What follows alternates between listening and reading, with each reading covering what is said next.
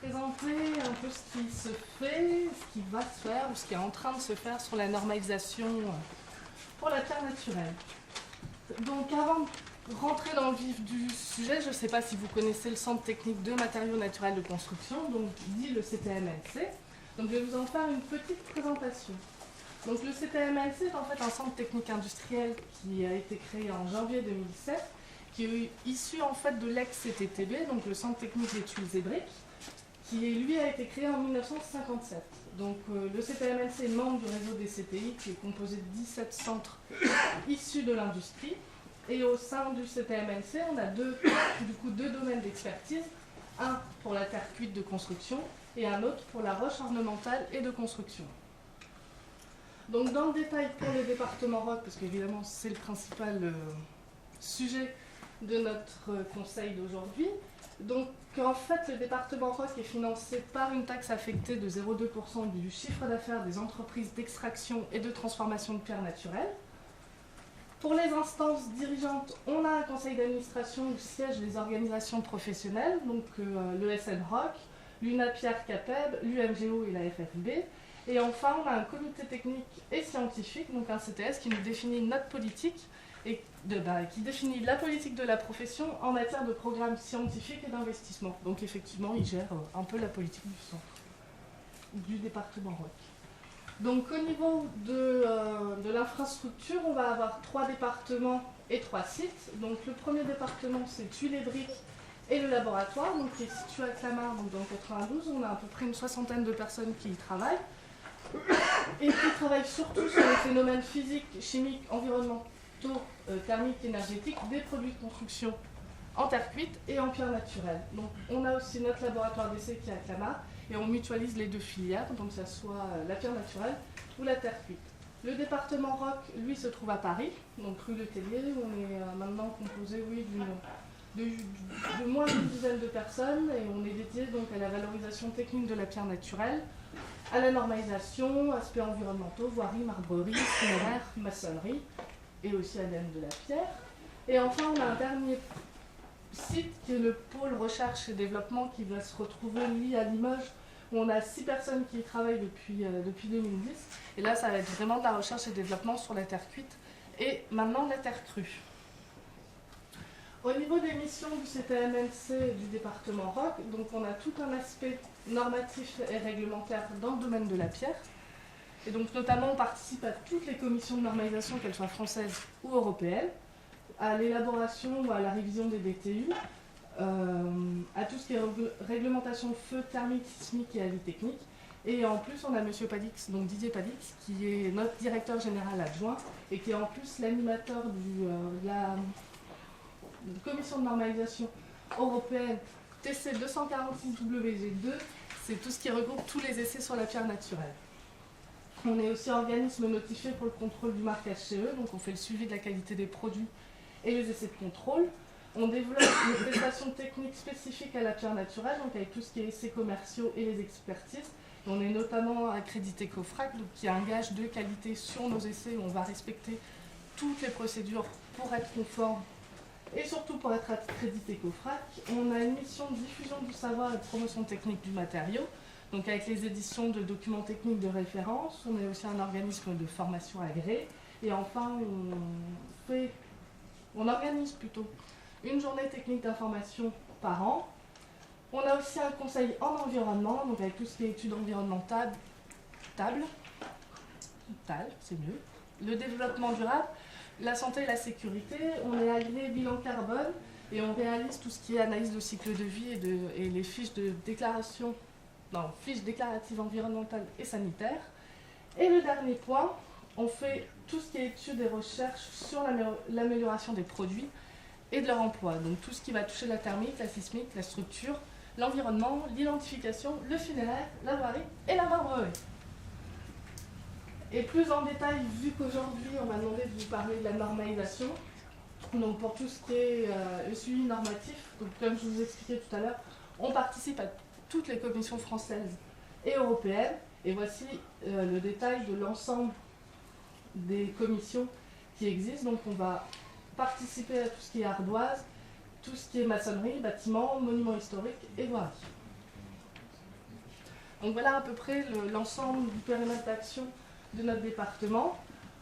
Donc maintenant, je vais vous présenter la normalisation générale pour savoir comment bien construire en pierre naturelle en France. Il y a en fait 3 grandes catégories à réaliser sur les produits. Ça va être tout ce qui est les essais d'identité, les essais d'aptitude à l'emploi et les essais pour le marquage CE. Et avec ces essais, il faut en plus regarder tout ce qui est normes et DTU de mise en œuvre. Parce que c'est bien d'avoir une bonne pierre naturelle, mais il faut aussi bien savoir la poser, et c'est ce qu'on va avoir avec les DTU. Donc pour les essais d'identité, on va dire le référentiel de base, de toute façon, c'est la NFB 10601 de mars 2014. Vous allez retrouver toutes les prescriptions générales d'emploi de la pierre naturelle dans ce document. Et pour les essais d'identité, il y en a 2 à réaliser, c'est la masse volumique porosité et la flexion sous charge centrée.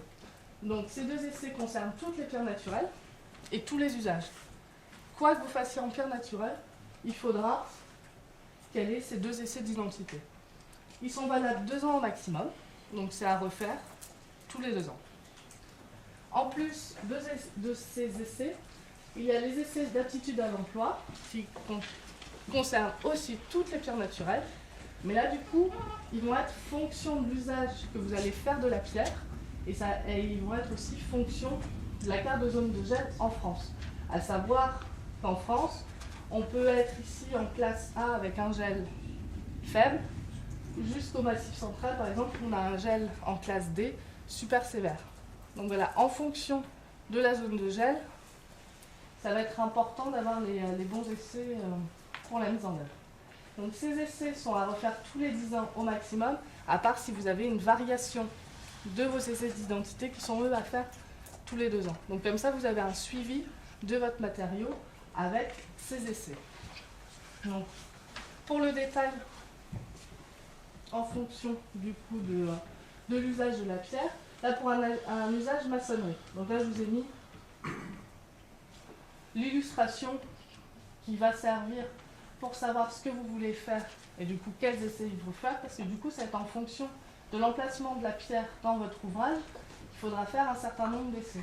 À retenir que pour la maçonnerie, en plus des essais d'identité, il faudra faire les essais de compression, de capillarité et de gélivité. Pour un usage mural, donc là dans le cas de la pierre attachée, de la même manière, en fonction de l'emploi de la pierre dans l'ouvrage, il y a un certain nombre d'essais à réaliser et aussi du fait que vous soyez en intérieur ou en extérieur. Par exemple, si vous faites du mural en pierre attachée en intérieur, il faudra juste faire un essai de résistance aux attaches, donc qui est en fait le bougeon. La résistance au bougeon, c'est les petits ergots. Et on teste la résistance de l'ergot par rapport à la pierre. Si vous faites un usage mural en pierre attachée en extérieur, il faudra rajouter la gélivité. Mais en plus, si vous voulez faire ça en marbre, il faudra faire un autre essai, qui est la détermination de la résistance du marbre au cycle thermique et d'humidité. Donc voilà, tout est bien borné, mais une fois qu'on comprend tout, c'est assez simple. Pour un usage mural en pierre collée cette fois-ci, donc vous allez avoir pour un usage intérieur que la porosité à fournir, mais comme avec les essais d'identité, vous l'avez déjà fait, en fait, c'est bon pour vous. Si vous êtes en usage extérieur, toujours de la même manière, il faudra rajouter la gélivité. Pour un usage de sol hors voirie, donc là que la pierre soit scellée ou collée, on va toujours avoir les distinctions entre un usage en intérieur et un usage en extérieur, mais vous allez avoir de l'usure à faire pour l'intérieur et de l'extérieur, vous allez avoir de l'usure, de la glissance et de la gélivité, en plus des essais d'identité. Et enfin, pour un usage de voirie, vous prenez les essais d'identité et vous faites de l'abrasion, de la compression, de la flexion, de la glissance et de la gélivité. Donc voilà, c'est vraiment, on va dire, un récapitulatif de tout ce qu'il faut faire. Donc juste à retenir, essais d'identité, essais d'aptitude à l'emploi, et ces derniers essais sont vraiment fonction de ce que vous allez faire de votre pierre. Et pour la troisième catégorie d'essais, ce sont les essais du marquage CE. En fait, effectivement, ces essais concernent toutes les pierres naturelles et là, c'est vraiment à chaque mise à disposition sur le marché européen. Et donc ça va se matérialiser par encore des essais supplémentaires à réaliser. Mais c'est surtout, moi ce que je voulais vous montrer, c'est que ça a changé là depuis 2013. On va parler de déclaration de performance et toute l'étiquette CE a évolué. Mais donc du coup, si vous fournissez ça avec la bonne étiquette qui va avec, là vous êtes paré pour construire un pierre naturel. Alors là, vous avez tout. Et c'est d'identité, et c'est d'aptitude à l'emploi, et c'est marque HCE. Là, c'est tout bon pour ce qui est de la normalisation sur produit. Bah, non, sur les essais sur les produits en pierre naturelle. Une autre catégorie l'autre catégorie de normalisation, ça va être tout ce qui est DTU, donc pour la mise en œuvre. Donc voilà, en fait, sommairement, les DTU qu'il faut respecter pour la mise en œuvre. Et donc, à chaque mise en œuvre, vous avez un DTU. Là, par exemple, pour la maçonnerie, pour tout ce qui est parois et murs, ça va être le DTU 20.1 qui est actuellement en révision. Pour tout ce qui est mural attaché en pierre mince, vous avez le DTU 55.2 qui est là, et tout nouveau, il a été révisé et il est daté de décembre 2014.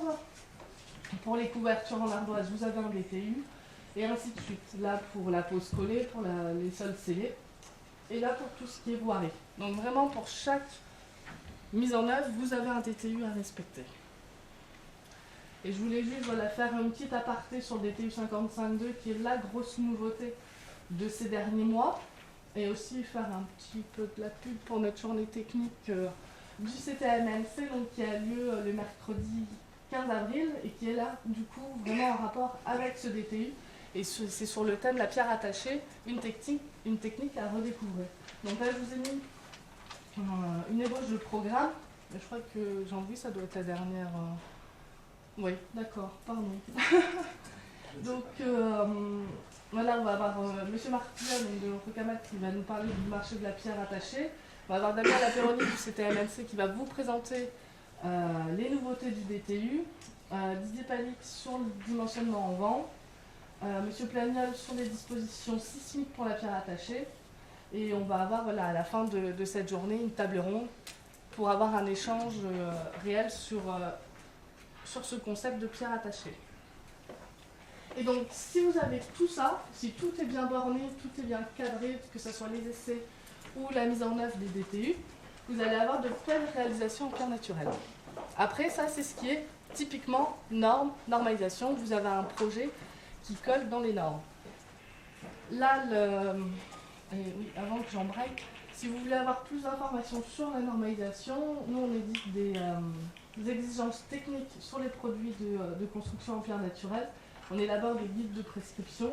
Donc tout ça, vous allez retrouver ça sur le site du CTMNC. Et là, c'est l'adresse générique de notre contact, si vous avez des questions. Et donc c'est ce que j'avais oublié cette diapo, c'est qu'effectivement, là, la première partie sur la normalisation que je vous ai présentée, c'est vraiment rentrer dans le cadre de la normalisation. Ce qu'on voulait vous présenter avec Arnaud, c'est que vous n'êtes pas obligé tout le temps de respecter la norme, c'est qu'on peut faire aussi des projets spéciaux. Mais il faut que ça soit borné quand même. On ne peut pas non plus faire tout ce qu'on veut, mais il y a des solutions pour réaliser des projets spéciaux en pierre naturelle. Et donc là, pour la méthodologie, voilà, comment réaliser ces projets en pierre naturelle, on réalise toujours les essais sur les produits en pierre naturelle, on suit quand même du mieux qu'on peut les DTU, mais si jamais on veut faire des trucs super fous, il faut avoir l'accord du contrôleur technique, donc d'un bureau de contrôle. Et là, il y a 3 cas où il y a accord. Le contrôleur technique donne son accord sans autre justification que les essais ou le DTU, s'il est légèrement dépassé et s'il a connaissance d'un retour d'expérience sur ce type de projet qui est satisfaisant. Le contrôleur technique donne son accord aussi s'il y a une demande de note de calcul et de prédimensionnement à faire pour votre projet. Et enfin, il peut donner son accord si vous faites une demande d'ATEX ou d'ATEC ou d'ATEX. Et là, ce sont des essais supplémentaires, il faut faire appel à un bureau d'études. Donc en gros, pour les projets spéciaux en pierre naturelle, il y a l'intervention d'un contrôleur technique qui va donner cet accord-là sur ce projet. Et le CTMNC est de toute façon là pour vous accompagner et pour être là comme conseil pour ce genre de projet. Pour vous montrer cette possibilité de faire des projets spéciaux, je vous ai présenté 3 exemples. Donc on va voir là l'exemple d'un hôtel où on a changé la façade, les pierres de façade de cet hôtel-là, où on a mis là plutôt de la pierre portugaise. Donc c'est la société Marbrier Pierre et Salle qui s'occupe de ce projet. Et là où ce projet est spécial, c'est l'utilisation de plaques trapézoïdales. Là vous avez le plan, la photo de la façade avant rénovation. Et là vous avez à peu près le profil des pierres qui vont être utilisées.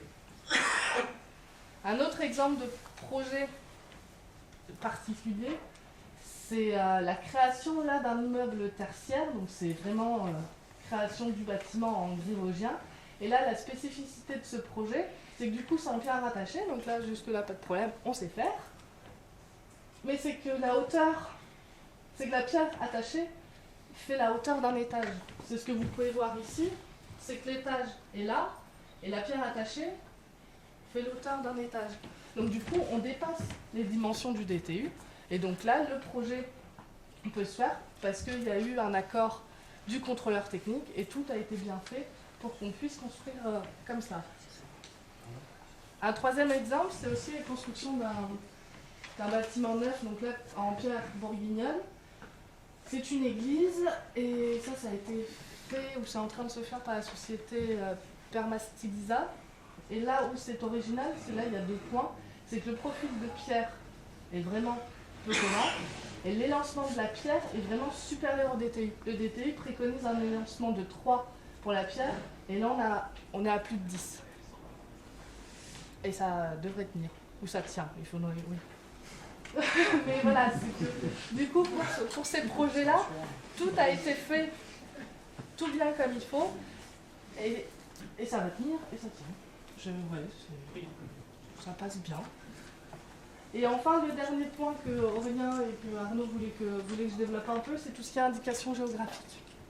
Donc, dans le détail, l'indication géographique est en fait un nom, une appellation ou un symbole qu'on applique à certains produits ou services qui correspondent à une localisation géographique ou à une origine spécifique.